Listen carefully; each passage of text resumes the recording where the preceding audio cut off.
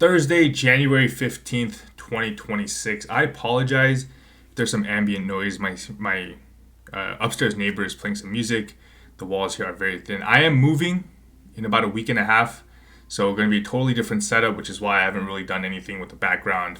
We're not going to change it. We're moving soon, so it's going to get a lot better. But bear with me if the noise is a little loud. There's some background noise. But I don't know about you guys, but I honestly think about the most random things. And for today, the thing that's on my mind that always comes up on my mind is if there's a team that specifically wants to be able to attack Yoshinobu Yamamoto in the playoffs or in the World Series, if you think your team is good enough that you're going to eventually face the Dodgers, there is one player that I believe your team needs to sign. And it's weird. I feel like, especially in baseball, there are just certain batters who have certain hitters' numbers, or certain batters that have certain pitchers' numbers, and then certain pitchers that have certain batters' numbers. And there's something they can really do about it. Something about the way that the pitcher releases the ball, or how he comes to the plate, or something about the batter's swing that pitchers feel like they just can't get out. And for Yoshinobu Yamamoto, there is one particular player who I feel like, the numbers tell you, has extreme success against him. And right now, I would love for you, wherever you're watching this, comment who you think this player is. I will give you a hint. This player is in the National League West. So this player, I feel like every time the Dodgers go up against him and Yoshinobu Yamamoto is pitching, I have concerns. I'm not going to lie.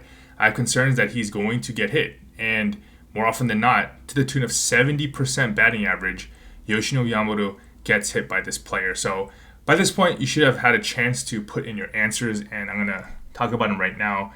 But if you are a team that's looking to attack the Dodgers and maybe face us in the postseason, you're going to want to get your hands on Ezequiel Tovar, because this guy's history against Yoshinobu Yamamoto, I don't know what it is against him. I guess he just really likes the matchup, but he is money. He has a 70 batting average, 70.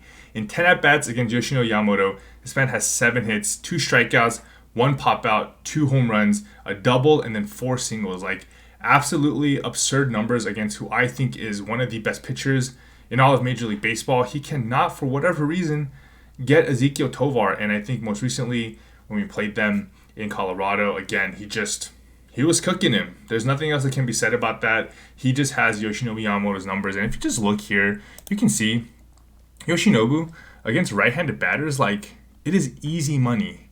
Easy money. But again, against Ezequiel Tovar, lights him up. A 1.4 slug is crazy. It's absolutely crazy. Yoshinobu Yamamoto is getting out the best batters in the game, and he cannot get Ezequiel Tovar out for whatever reason. And so, I don't know what it is. If you are a team that feels like you have a good chance at making it to this postseason and you want to challenge the Dodgers, go trade for Ezequiel Tovar, because he's doing nothing in Colorado. He will continue to do nothing in Colorado. So you might as well go swoop him up and have a weapon to bring him off the bench, or maybe as your starting shortstop to attack Yoshinobu Yamamoto. Because again, these numbers, they don't lie, y'all. He owns Yoshinobu Yamamoto, and I say that as the biggest Yoshinobu Yamamoto glazer. Ezequiel Tovar absolutely has his number. Now, other news for today, Clayton Kershaw is going to be playing in the World Baseball Classic, and I'm excited for that. Any opportunity to see Clayton Kershaw pitching, I'm going to enjoy now. What is he going to look like? What is his role going to be? Who knows? The roster is a little bit loaded as far as starting pitchers go. You got Logan Webb, Tarek Skubal, Paul Skeens, just to name the top guys. So I don't think he really fills in as a starter, but maybe he's a little bit extended in a bullpen, or maybe he comes in for one inning, maybe a couple of batters if you really want to get a left-handed batter out. But all Dodgers fans should be excited about seeing more Clayton Kershaw. He has announced his retirement. He will no longer be playing for the Los Angeles Dodgers. So any opportunity I have to see the GOAT pitch, I'm going to take that. I'm really excited about the WBC, just to make everybody on the same page as me. I am rooting for USA. I am a U.S. citizen. Of course, I would love to see Korea do well. Is Korea even in the tournament? And obviously, I would love for our Japanese players, Shohei and Yoshinobu Yamamoto, to do well. But for me, I am American, so I am representing or cheering for the United States, although I do not think we have the best roster by any means. It's good, don't get me wrong, but I just think there are other places like Japan and the Dominican Republic where I just think they are super loaded. So if we can make it to the finals, I think that would be a pretty good accomplishment. I feel like semis is what we should expect to be at. But however far we get, I'm hoping that we do see some Clayton Kershaw, some vintage curveballs, really attacking some batters and being more than just a ceremonial kind of player on there, I really do think Clayton Kershaw can still get a batter out or two. So Clayton Kershaw, Team USA, super excited about that. Now, the other thing that I wanted to talk about was Dodgersfest. It really feels like the Dodgers are continuing to, I don't know if I want to say mishandle this stuff, but they've definitely moved away from what felt like a more fan-focused agenda, I guess. And look, at the end of the day, we as fans, as long as the Dodgers win, I think we will look over a lot of these things. It would be tough if they were building this huge economic machine, they were losing, and they were still charging top dollar. We at least get the fact that they win. So there is that. But it does get tough when it just constantly feels like the team is squeezing every last dollar when they have a ton of money. And again, you're going to say capitalism. You're going to say that's just what businesses do. I understand. But as a fan, I think you have every right to just say, I think that's kind of messed up. I think that's a little bit unfair. Dodgers Fest used to be an event that was free. And now, if you look here, apparently there are tickets that are going for over $250.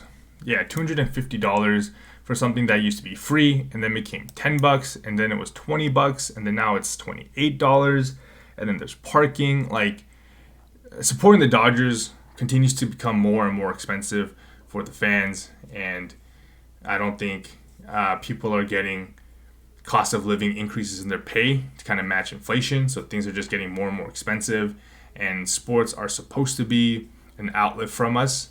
And if you are making the argument that, oh, you don't have to go to this thing, it's a paid event, you shouldn't have to go, I understand that for sure. But it's also something that you would want to be able to participate in to continue to reinforce that relationship with the fans. I think a good example that we've seen more recently is the Golden State Warriors after they left Oakland and Oracle Arena. It's just a very different vibe there. When you used to see the Warriors play, it would be the most electric atmosphere. You have to go back to the We Believe Warriors. That was the pinnacle, I think, of basketball atmospheres when the Warriors were coming up and then they were in Oakland. And it was just a different energy. Now they're in Chase and beautiful arena, but the demographic is definitely very different as well. Much more wealthy tech people there who, I'm not saying don't love the sport, but present a different atmosphere. And so I think for the Dodgers too, it's one of those things that as they become more and more popular, as the Dodgers continue to expand their global footprint, the demographic of the fan base is definitely going to change a little bit, because at the end of the day, at least for the fans that attend the game, they're going to get priced out. That is just the reality of it. I loved attending the World Series games, being at the top deck, and just being surrounded by some definite diehard fans that I know they probably spent a very pretty penny for what they make to go. And again, I'm not really going to entertain the comments from people around, oh, well, they don't have to go. Don't give them your money. I get that. But there's only one Dodgers team, and if someone wants to invest money into that because that brings them joy, then that's their decision. So for the Dodgers, I think knowing that it is a very expensive ticket, parking is a menace. Paying for parking is absolutely horrendous. Again, not their fault, McCourt, but it's a lot of money. I think just giving back a little bit on things like this, a concession of a free event for fans to just attend, they're going to make money off of alcohol sales anyways and merchandise sales anyways and special experience events anyway. So I don't get why including paying for an entrance fee is something that they feel like they need to enforce. So for the Dodgers, I hope they are a little bit more thoughtful about some of these things now that they have started making people pay for it. It's not going to come back, I know that, but to minimize the cost as much as possible, I think would go a long way in helping people feel like that they are still a team of the people, not the team of the VCs or the wealthy and things like that. And at the end of the day, Dodgers fans are never going to leave because we love the Dodgers. Even if I couldn't afford to attend the game, they still bring me joy. So I'm going to watch, I'm going to pay attention, I'm going to talk about it. So it is a very sticky product to me. But over time, if adults or parents are not passing on that joy to their kids, it just loses a lot of what feels special about Dodgers baseball. I think we prove to a lot of outside of LA fans that we are very dedicated, very committed to the Dodgers. We are diehard fans. that I don't think we get as much credit for as maybe a city like Philadelphia or New York or some of these East Coast cities or Southern cities that I feel like get called great fan bases. I think the Dodgers fan base is one of the best, and one of the ways I think the Dodgers can continue to maintain that is, again, just being more supportive of people and their ability to enjoy the Dodgers without having to give up too much of a financial sacrifice for that. So anyways, Dodgers Fest, if you guys are going to go, let me know. I am still thinking about going or not because, again, it's expensive for me too. So let me know in the comments, are you guys going to attend Dodgers Fest or not? And if you are, which seat are you purchasing? Tickets go on sale tomorrow, so be ready for that. Let's go Dodgers.